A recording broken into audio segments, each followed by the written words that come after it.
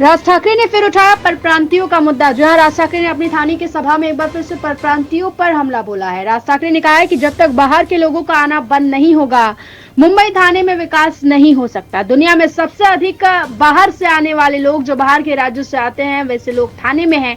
अब हमारे ऊपर का बोझ कम करो।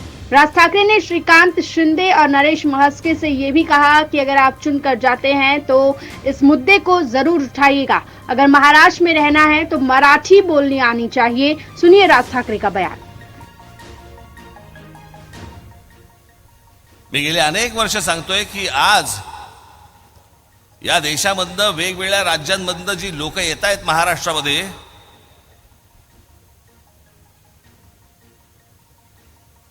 तुम्ही कितीही काम करा, किती रस्ते बांधा, किती पूल बांधा, किती काही करा, पण जोपर्यंत हे बाहेरचे लोंढे जोपर्यंत थांबणार नाहीत, तोपर्यंत तुम्ही कितीही विकास केलात तरी या शहरांमध्ये काहीही घडू शकणार नाही।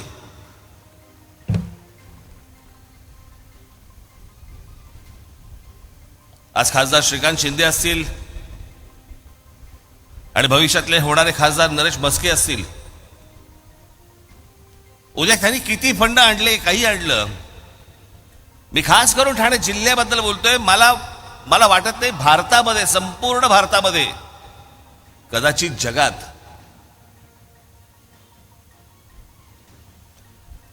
ठाणे जिल्ह्यासारखं हे जे सगळे बाहेरून जे लोक येत आहेत, यांचं सर्वात जास्त येण्याचं प्रमाण हे ठाणे जिल्ह्यात आहे। साधी गोष्ट आपण लक्षात घेऊया, काय असते, एक गाव असतं, गावामध्ये ग्रामपंचायत असते, मग त्या ग्रामपंचायतीची पुढे काहीतरी काय जिल्हा परिषद होते, जिल्हा परिषदेची काहीतरी नगरपालिका होते, नगरपालिकेची पुढे महानगरपालिका होते। हे ठरतं कशावर?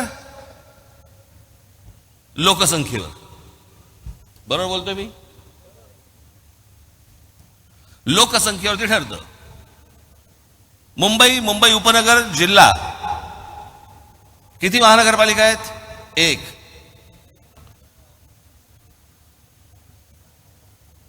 पुणे जिल्हा किती महानगरपालिका आहेत? दोन। पुढे तुम्ही कुठच्याही महानगरपालिका, संभाजीनगर काढा, नागपूर काढा, नाशिक काढा, तुम्ही कुठच्याही महानगरपालिका काढा, लोकसंख्येनुसार एक महानगरपालिका आहे जिल्ह्याला। हा ठाणा हे एकमेव जिल्हा आहे ज्या एका जिल्ह्यामध्ये 7 ते 8 महानगरपालिका आहेत। एका जिल्ह्यामध्ये एवढ्या महानगरपालिका? इकडच्या लोकांनी तर लोकसंख्या वाढवली नाही।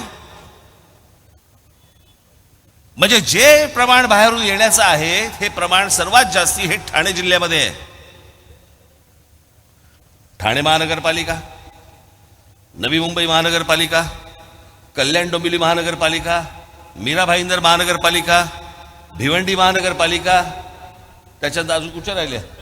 उल्हासनगर महानगरपालिका, वसई महानगरपालिका, अंबरनाथ महानगरपालिका।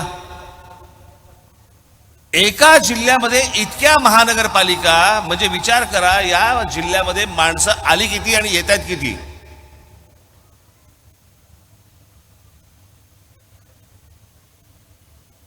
श्रीकांत शिंदे आणि नरेश म्हस्के, मला तुम्हाला एवढंच फक्त सांगायचंय, हे प्रश्न तिकडे तुम्ही लोकसभेमध्ये मांडा की हे आवरा, आता आमच्यावरचा बोजा आवरा।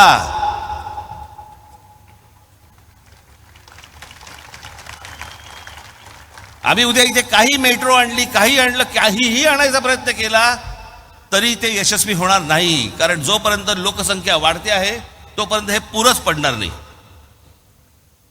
आणि ह्या सगळ्या महानगरपालिका सगळ्या विस्कटलेल्या आहेत, त्या अजून विस्कटून जाणार।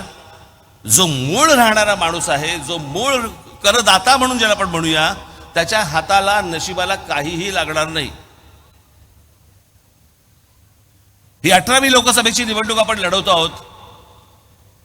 या लोकसभेच्या निवडणुका, या विधानसभेच्या निवडणुका, या महानगरपालिकांच्या निवडणुका आपण दरवेळेला कशासाठी लढवतो? ही शहरं चांगली झाली पाहिजेत, माझा विभाग चांगला झाला पाहिजे, माझा महाराष्ट्र चांगला झाला पाहिजे। पण हे जर अशा प्रकारचे जर समजा बाहेरून येणाऱ्या माणसांची जर संख्या रोजच्या रोज वाढत असेल, मग लोक म्हणणार बघा कसा संकुचित विचार। याच्यात कसला संकुचित विचार आला?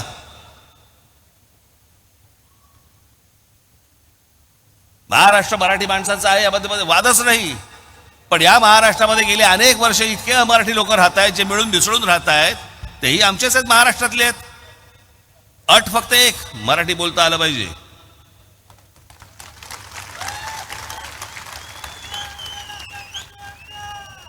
प्रत्येक राज्याची जी राजभाषा आहे ती कोणी बाहेरून कुठूनही आलात तरी तुम्हाला ती शिकली गेली पाहिजे. उद्या आम्ही तुमच्या राज्यात आलो, आम्ही तुमची भाषा शिकू, पण येणार नाही.